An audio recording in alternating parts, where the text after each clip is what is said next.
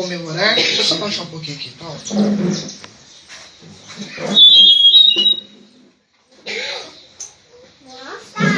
Ok, acho que melhorou, né? Fiquei pensando nesse sentido e pensei então em tratarmos um texto do qual passamos por cima dele rapidamente. É um texto que é muito falado nessa época, mas que quando estudamos o capítulo 6 de Isaías, nós demos um resumo, né? uma ideia do capítulo, uma ideia do que o autor está passando. E eu gostaria de voltar no capítulo 9, então, do livro de Isaías, e ler algumas palavras e fazermos uma reflexão. Vai ser bem simples, bem rápido, e gostaria que nós pensássemos um pouco nas palavras que o profeta está expressando acerca do nascimento do Senhor Jesus Cristo. O André já citou essas palavras no dia de ontem, nós já temos pensado nesse contexto, e eu gostaria então de dar continuidade nesse pensamento. Eu gostaria de ler o verso 1 do capítulo 9. Contudo, não haverá mais escuridão para os que estavam aflitos. No passado, ele humilhou a terra de Zebulon e de Naftali, mas no futuro honrará a Galileia dos gentios, o caminho do mar, junto ao Jordão. Bom, vamos lembrar um pouco do contexto do que nós lemos aqui. Eu sei que nós já pensamos bastante no livro de Isaías, mas eu gostaria de levarmos a nossa mente para a época de Isaías, para que nós nos colocássemos na posição de Isaías, olhássemos para o prisma que Isaías está olhando, para entendermos a grandeza das palavras que está escrita neste capítulo. Então Isaías está vivendo numa época em que o reino do norte está condenado a sumir. Deus vai derramar a sua ira, Deus vai vingar o castigo, o pecado do povo de Israel contra o próprio Deus. Deus então está anunciando através de Isaías que o reino do norte será dominado, será esparramado, já não haverá mais aquelas terras na posse do povo de Israel. Isaías então recebe a notícia que também o reino do sul será levado cativo. Mas graças a um pouco remanescente que ainda há naquela terra, Deus vai usar aquele remanescente para os seus planos no futuro se estabelecer. Isaías então é levado a ter a visão do trono de Deus. Isaías contempla a grandeza do Senhor, Isaías contempla a santidade de Deus. Eu gostaria que nós pensássemos, refletíssemos, levássemos a nossa mente ao trono de Deus.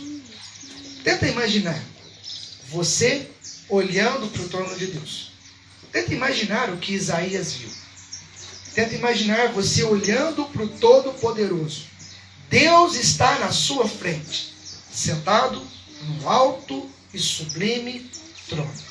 Ele fala com você, ele chama seu nome, e a terra inteira estremece. E você olha para o lado, e tudo que você vê é as abas das suas vestes, preenchendo todo o local. Por onde você olha, você só consegue enxergar as orlas da roupa, das vestes de Deus. E Deus está te chamando. E Deus está falando com você. Você escuta seu nome, aquele local inteiro treme. E você olha e você vê um Deus, o Todo-Poderoso. Aquele que criou os céus, a terra, aquele que criou as estrelas, aquele que criou tudo o que existe. O Todo-Poderoso está diante de você. E você olha para você mesmo agora nesse instante. E o que você consegue enxergar? Quem é você diante desse Deus? Quem é você diante do Todo-Poderoso? Olhe para a lei de Deus. Olhe para você. Agora olhe para o autor da lei que está diante de você. E a única coisa que você vai ver são os seus pecados. A única coisa que você vai ver é que você cometeu erros contra aquele que está diante de você. A única coisa que você vai enxergar é que você é indigno de estar na presença do Todo-Poderoso. na presença daquele que é completamente santo, puro e perfeito. Você olha e você consegue contemplar a beleza da santidade de quem está diante de você. E você olha para você e você enxerga a sua imundícia. E você enxerga o seu pecado. E você enxerga a sua transgressão. Você vê aquele na qual tantas vezes você feriu. Na qual tantas vezes você transgrediu a sua ordem, a sua lei. E Isaías estava diante de Deus. A única coisa que ele pôde dizer é: ai de mim, porque eu sou um pecador. Eu sou um homem de lábios impuros. Isaías olhou para a sua imundícia, olhou para o seu pecado, olhou para o seu estado e não conseguiu entender como era possível ele estar diante de um ser tão santo. A única coisa que veio na sua mente é: estou perdido. Eu não consigo estar na presença de um ser tão santo assim. Eu sei que eu sou culpado, eu sei que eu sou um pecador, eu sei o que eu mereço dele. Eu sei aquilo que eu sou digno de punição, de castigo. É isso que eu sou digno. É isso que resta sobre a minha vida. Ele olha para o povo dele e ele vê uma raça completamente caída. Ele olha para a sua nação e ele vê uma nação que virou as costas para Deus. Ele olha para o seu povo e vê um povo que rejeitou o Criador. Um povo que adotou um sistema religioso, que vive numa religiosidade, mas que não serve, mas que não adora, mas que não está limpo, que não é digno da presença de quem ele está diante desse momento. E ele diz: estou perdido. Isaías, então, na sua mente começa a passar tudo o que Deus já tinha falado para ele. Tudo que Deus, toda a ira que Deus havia declarado, tudo que Deus havia mostrado que iria fazer contra a nação de Israel, contra o reino do norte, contra o reino do sul. E ele começa a olhar para isso e fala: não tem escapatória. Não tem como sairmos dessa situação. Todos nós vamos perecer na mão de um Deus santo. Todos nós estamos fadados a cair na ira do Todo-Poderoso. Ai de mim. Mas Deus continua conversando com Isaías. E ele diz: Isaías, calma. Calma. Eu quero que você agora olhe para o futuro. Você conseguiu entender a sua condição de pecador. Você conseguiu entender a condição da nação a qual você está. Você conseguiu entender perfeitamente quem é o homem. E você conseguiu entender perfeitamente quem é Deus. Mas Deus fala: calma, Isaías. Agora eu quero que você olhe para o futuro. Está vendo essas terras que vão ser arrazoadas, que vão ser usadas, que vão ser humilhadas pelo inimigo? Você está enxergando toda essa região? Essa região se chama Galileia, e o inimigo vai arrazoar, o inimigo vai devastar toda essa região. Mas eu quero que você olhe, Isaías, para o futuro e quero que você entenda os meus planos. Dessa mesma região que será humilhada, surgirá um homem, surgirá um galileu. E este homem trará a salvação para toda a humanidade. Chegamos no verso 6 do capítulo 9. Porque um menino nos nasceu, um filho nos foi dado, e o governo está sobre os seus ombros. Ele será chamado Maravilhoso Conselheiro, Deus Poderoso, Pai Eterno, Príncipe da Paz. Ele estenderá o seu domínio e haverá paz sem fim sobre o trono de Davi, sobre o seu reino, estabelecido e mantido com justiça e retidão, desde agora e para sempre. O zelo do Senhor dos Exércitos fará isso. Deus está falando: calma, Isaías. Há de nascer um Salvador. Há de vir um justo. Há de vir aquele que trará a paz. Há de vir aquele que trará a esperança.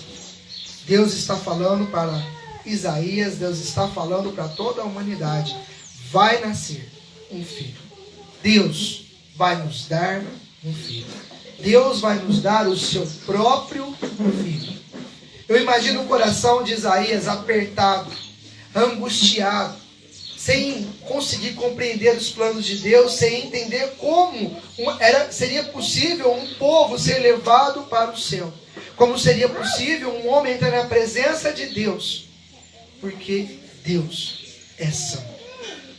E eu sou um homem de lábios impuros. E Deus agora está mostrando, calma, vai surgir um Salvador. Eu vou fazer nascer um menino. E esse menino é o meu próprio filho.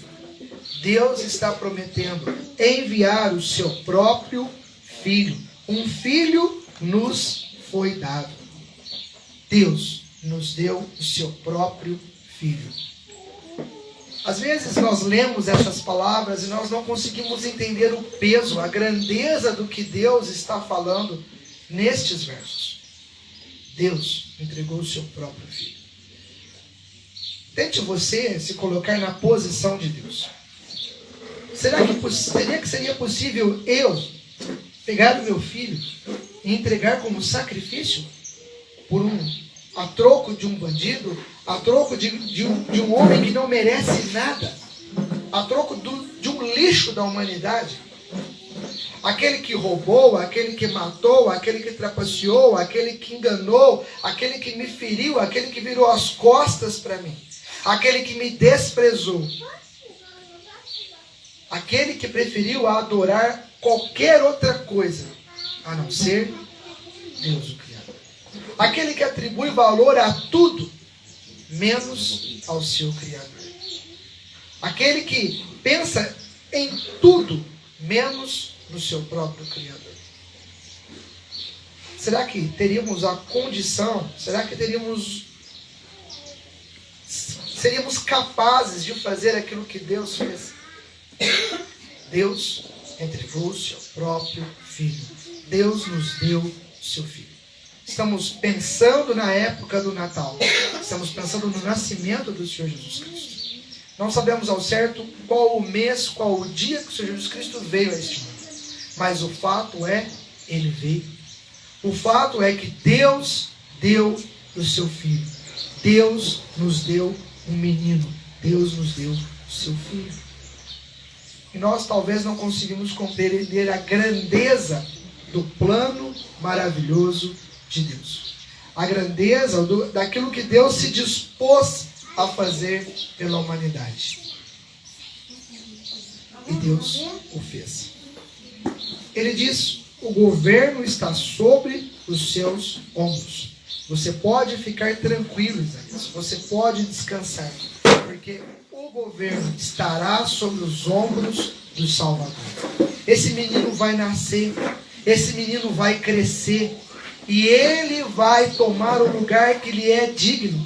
Ele vai tomar a posição que lhe é devida. Ele vai ser rei. Ele vai reinar. Ele vai governar. Todo o mundo estará sob o seu governo. Todos estarão sob a sua autoridade. E agora ele está mostrando a grandeza da pessoa do Senhor Jesus Cristo. Ele é o Rei dos Reis. Ele é o Rei eterno. Ele é aquele que assumirá o trono de Davi para sempre. Ele governará, ele reinará para sempre. Ele terá o controle absoluto de toda a situação. Olhe para o mundo, olhe ao seu redor. Olhe o caos. Olha como está a humanidade. Esses homens caminham de fato de mal a pior.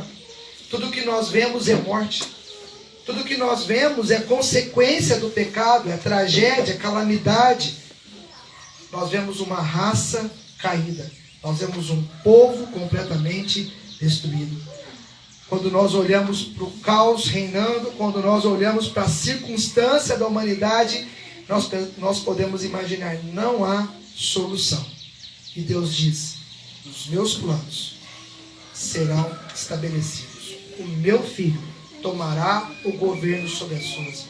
O meu filho reinará justo e reto diante de todo este mundo que você está vendo. Agora, nós não conseguimos compreender a possibilidade disso. Agora nós não conseguimos entender a grandeza do reino do Senhor Jesus Cristo. Mas Deus já determinou que o Senhor Jesus Cristo reinará sobre toda a humanidade. Vai chegar um dia em que o Senhor Jesus Cristo estará assentado no trono de Davi. E todo o mundo irá até Jerusalém, se prostrará diante do próprio Deus, se prostrará diante do Todo-Poderoso e adorará a Ele, somente a Ele. Ali haverá justiça, ali haverá retidão. O Senhor Jesus Cristo vai tomar o lugar que Ele é digno, que Ele é merecedor. Ele continua falando dos atributos da grandeza desse Salvador. Ele diz: e Ele será chamado Maravilhoso Conselheiro. Pensa num adjetivo de qualidade. Tenta imaginar quando você quer descrever alguma coisa boa, agradável. E você tenta achar palavras para descrever aquilo. E você começa: não, é uma coisa gostosa. Não, é uma coisa boa.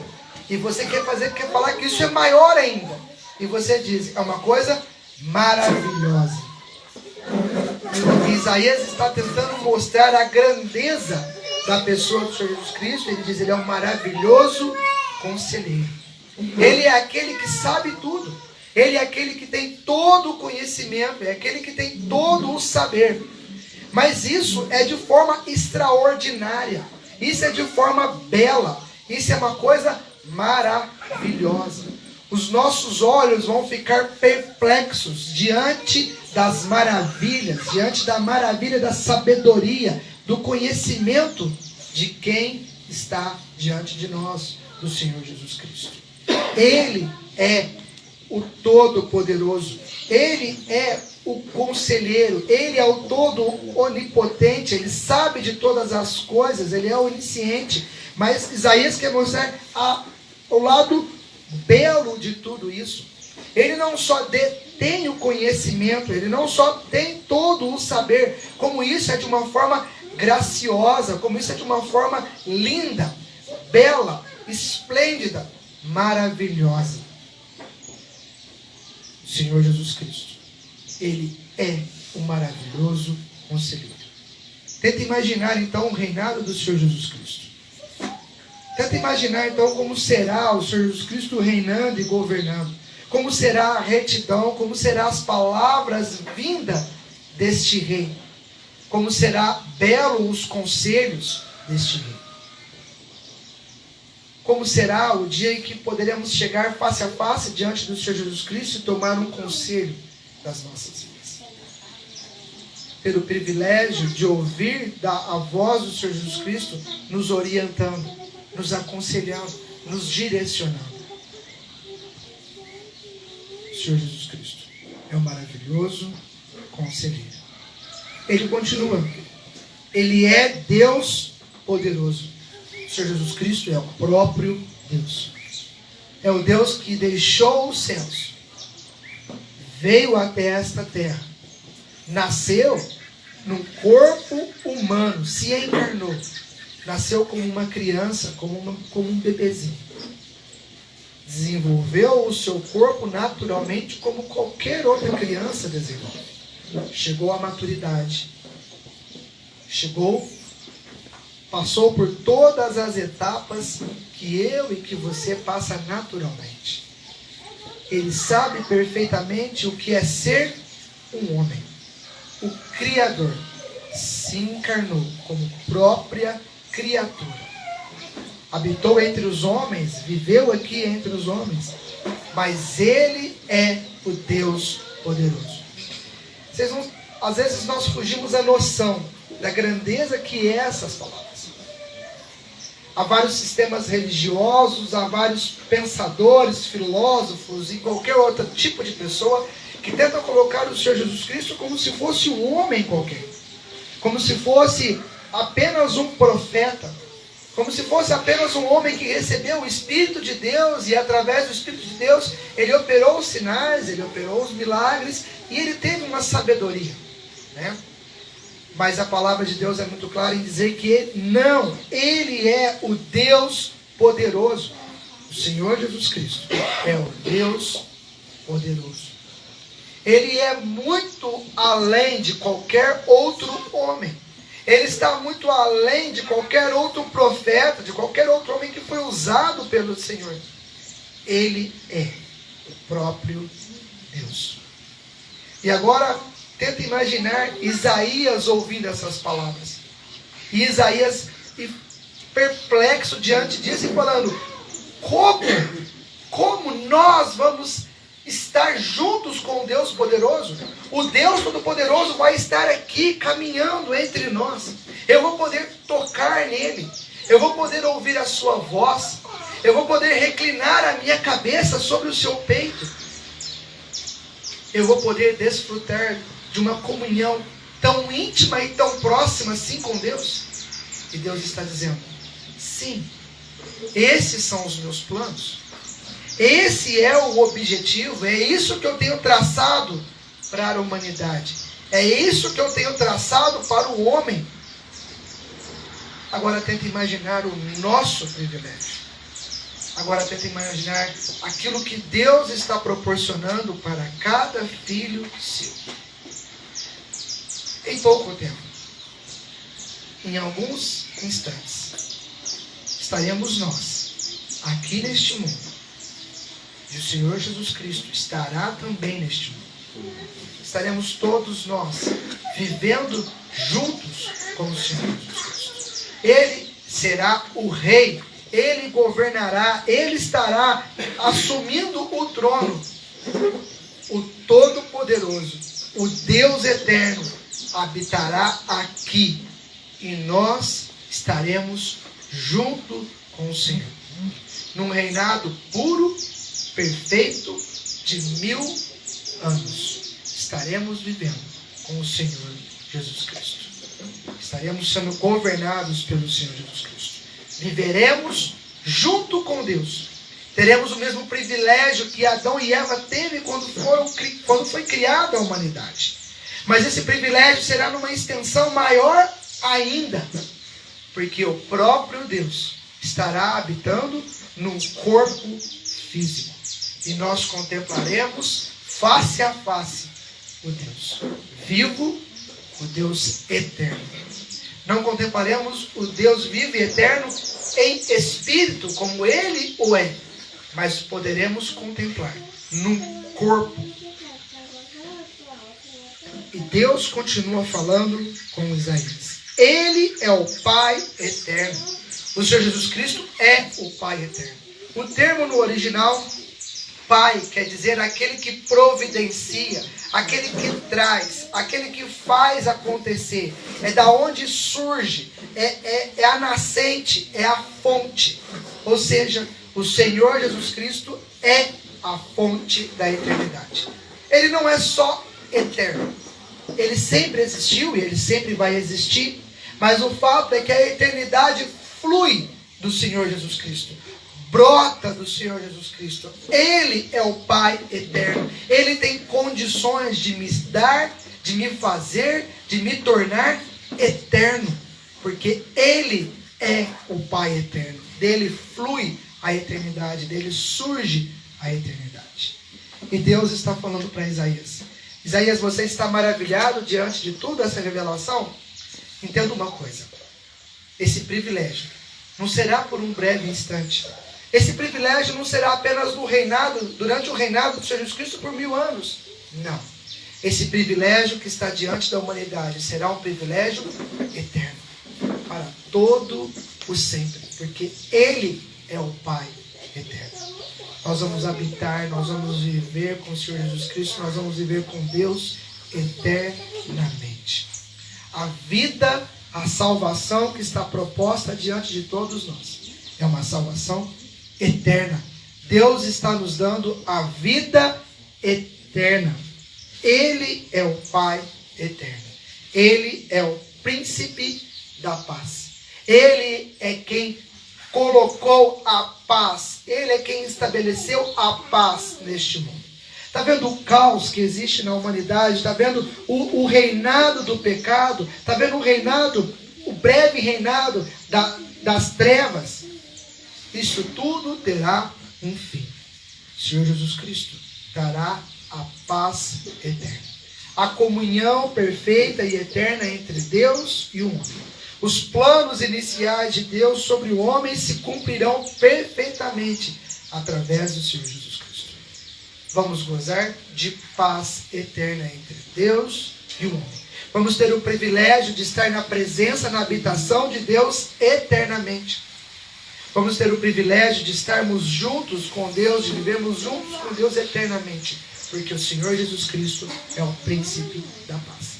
A ira de Deus que estava sobre nós, a ira de Deus que estava sobre o pecado, jamais existirá, porque o Senhor Jesus Cristo é o príncipe da paz. Ele trouxe a paz, Ele trouxe a comunhão, Ele estabeleceu a comunhão entre Deus e o homem. Esse é o nosso Salvador. Essa é a grandeza do Deus no qual nós servimos. Eu quero que nós pensamos na maravilha, na grandeza da salvação que Deus estabeleceu e que Deus nos dá através do Senhor Jesus Cristo. Nós às vezes falamos da esperança de estarmos com o Senhor Jesus Cristo, nós falamos da esperança de estarmos nos céus, mas às vezes não compreendemos a grandeza que é isso nas nossas vidas, da grandeza que isso representa sobre as nossas vidas. O céu não é um lugar chato, como o André comentou ontem, não é um lugar monótono, não é um lugar... Não, é um lugar de paz, é um lugar de harmonia, é um lugar de festa, é um lugar de alegria, é um lugar de regozijo. A Bíblia fala de tantas festas, de tantas comemorações nos céus, no qual Deus prepara para nós. A nossa entrada no céu será junto com o Senhor Jesus Cristo, será um momento glorioso, será um momento ímpar na história da humanidade, onde haverá ali uma comemoração sem fim, uma festa sem fim. A Bíblia revela de como triunfantemente Cristo entrará com a sua noiva, com a sua igreja, e todo ser celestial, e todo que estiver ali no céu, fala: quem é essa que está entrando com Deus? Quem é essa que está desfilando junto com o leão da tribo de Judá? Quem é essa que entra triunfante com o Senhor Jesus Cristo? É a noiva, é a igreja. Um momento único, uma festa sem fim, um lugar de alegria, um lugar de regozijo, um lugar de júbilo. E ali estaremos eternamente na presença do Senhor. Ele é o Pai da eternidade. No verso 7, ele diz: Ele estenderá o seu domínio e haverá paz sem fim sobre o trono de Davi e sobre o seu reino, estabelecido e mantido com justiça e retidão, desde agora e para sempre. O zelo do Senhor dos exércitos fará isso. Isaías, graças a um pouco de homens remanescentes fiéis, um pouco daqueles que se manteram fiéis com o Senhor, Deus fará a sua obra acontecer. As maravilhas de Deus surgirão através desse pequeno grupo de pessoas que não se dobrou os joelhos a falsos deuses, que não virou as costas para o Todo-Poderoso, que não virou as costas para Deus, mas que se manteve fiel.